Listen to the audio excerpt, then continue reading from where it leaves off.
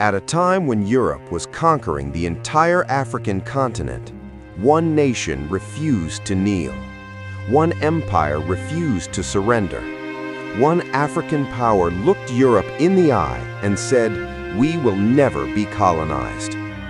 While European armies marched with modern guns and imperial arrogance, this African empire defeated them on the battlefield. This is not a myth, this is history. Today's story is about Ethiopia, the African empire Europe feared the most. Europe and the scramble for Africa. By the late 19th century, Europe was obsessed with expansion. This era became known as the Scramble for Africa. Countries like Britain, France, Germany, Belgium, Italy rushed to divide Africa among themselves. Why? Gold, resources, labor, power. By 1885, nearly 90% of Africa was under European control. But on the map, there was one place Europe could not conquer: Ethiopia. The ancient roots of the Ethiopian Empire. Ethiopia was not a weak or newly formed state. Its history stretches back over 3,000 years to the powerful Aksumite Empire.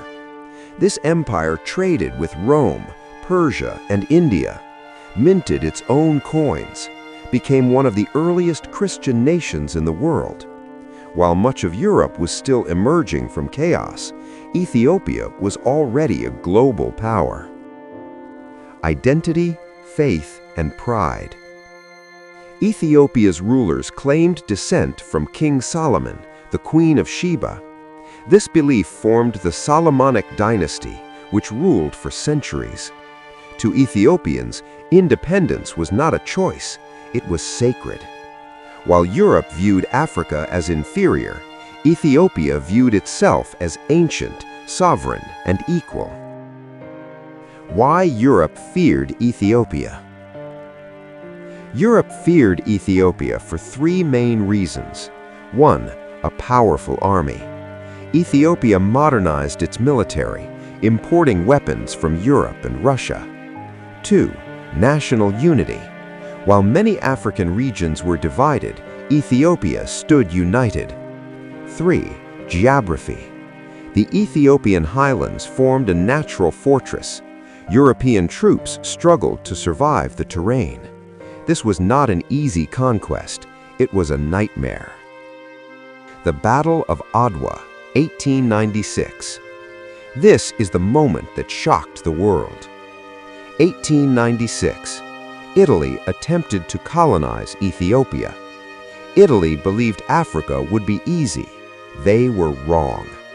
Emperor Menelik II united the nation and mobilized over 100,000 soldiers. At the Battle of Adwa, Ethiopian forces crushed the Italian army. For the first time in modern history, a European power was decisively defeated by an African empire. Italy was forced to recognize Ethiopia's independence.